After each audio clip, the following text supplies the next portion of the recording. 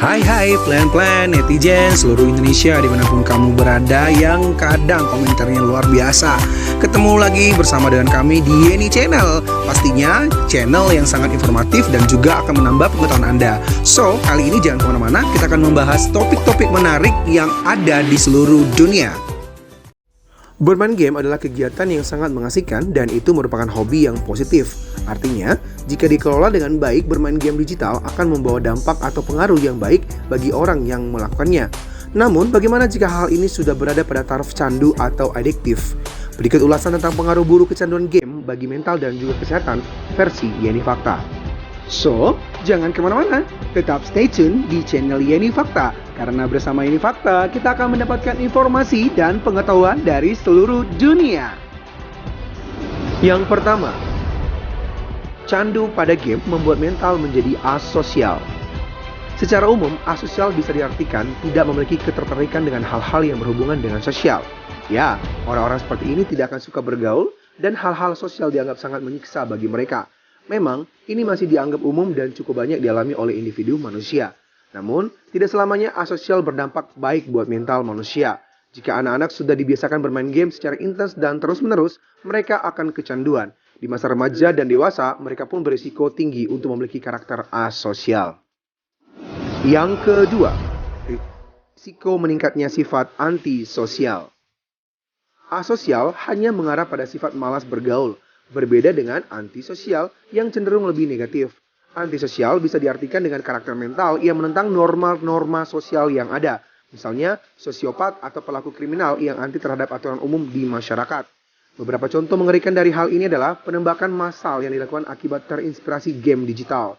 Publikasi dari Claremore College tahun 2018 mengatakan bahwa kecanduan game berhubungan langsung dengan tumbuhnya sifat antisosial. Studi ini juga menyimpulkan betapa mengerikannya dampak negatif akan kecanduan dari game digital.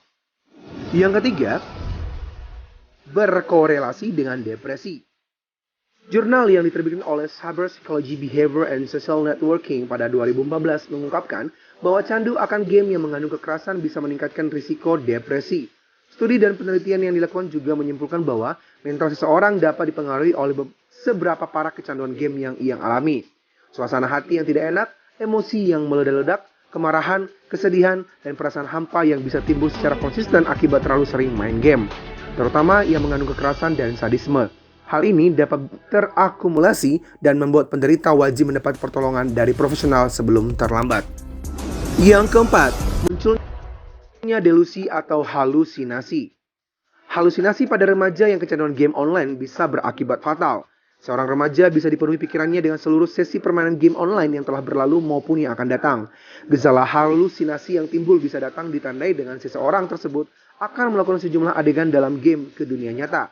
Adegan tersebut bisa saja tidak hanya membahayakan dirinya, melainkan dapat juga berdampak terhadap orang lain di sekitarnya. Dalam kasus yang ekstrim, terdapat pelaku pencurian, kekerasan, dan percobaan pembunuhan akibat pelaku mengalami delusi alias menganggap dirinya tokoh utama dalam sebuah judul game. Yang kelima, berdampak pada kecemasan ekstrim. Healthy Place dalam lamannya menulis bahwa hubungan antara game digital dengan kecemasan akut memang saling terkait satu sama lain. Di satu sisi, bermain game dengan tepat akan membawa penderita anxiety atau kecemasan menjadi lebih rileks, dan ini mungkin bisa dijadikan salah satu terapi yang menjanjikan. Di sisi lain, game juga berpotensi membuat penderita anxiety makin memburuk. Artinya, ada kecenderungan bagi mereka yang menderita kecemasan justru malah kecanduan dalam bermain game. Jika sudah begini, gejala yang muncul akan bertambah parah dan game malah menjadi bumerang bagi mereka yang mengidap anxiety. Yang keenam, gangguan penglihatan. Terlalu banyak bermain game online juga bisa meningkatkan risiko masalah kesehatan pada organ mata, terutama penurunan penglihatan.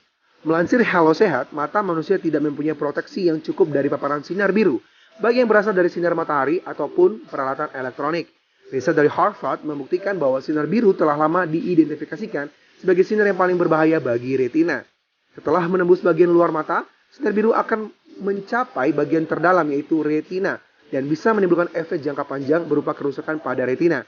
Selain itu, paparan sinar biru yang berlebihan juga menyebabkan peningkatan risiko degenerasi makula, glaukoma, dan penyakit retina degeneratif yang berujung pada kebutaan. Yang ketujuh, obesitas. Terlalu banyak bermain game membuat kita malas bergerak. Pasalnya, hanya mata dan tangan saja yang fokus bekerja saat bermain game. Sementara bagian tubuh lainnya diam tidak bergerak. Jika hal ini dilakukan terus-menerus, tentu akan berefek pada obesitas. Para pecandu game juga kerap menerapkan pola makan yang buruk. Tentunya, ini akan menyebabkan berbagai masalah kesehatan. Yang kedelapan, sindrom Quervain. Sindrom Quervain adalah kelainan yang disebabkan peradangan tendon. Akibatnya, ibu jari hingga pergelangan tangan terasa sakit. Sindrom ini disebabkan oleh aktivitas yang berfokus pada gerakan tangan berulang. Salah satunya bermain video game. Melansir Hello Sehat, rasa sakit tersebut biasanya muncul saat memegang atau mencubit sesuatu.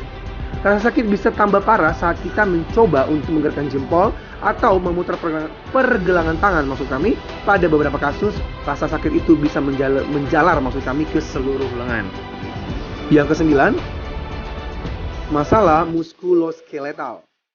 Muskuloskeletal merupakan efek nyeri di bagian pergelangan tangan, leher, dan punggung. Hal ini diakibatkan karena gesekan terlalu lama dengan media game, baik komputer maupun smartphone. Selain itu, duduk terlalu lama juga akan membuat leher dan punggung mengalami nyeri. Yang ke-10, wasir atau ambien. Keseringan duduk dalam waktu lama akan menyebabkan peredaran darah tidak lancar, serta mendesak pembuluh darah vena yang ada di daerah anus. Akibatnya, pembuluh darah jadi menonjol dan timbul rasa sakit serta panas. Demikianlah ulasan pengaruh buruk kecanduan game bagi mental dan kesehatan versi Yeni Fakta. Semoga ulasan kali ini memberi informasi dan pengetahuan tambahan untuk kita semakin lebih baik. Jangan lupa untuk subscribe, like, komen, share, dan tonton terus channel Yeni Fakta. Karena bersama Yeni Fakta, kita akan mendapatkan informasi dan pengetahuan dari seluruh dunia.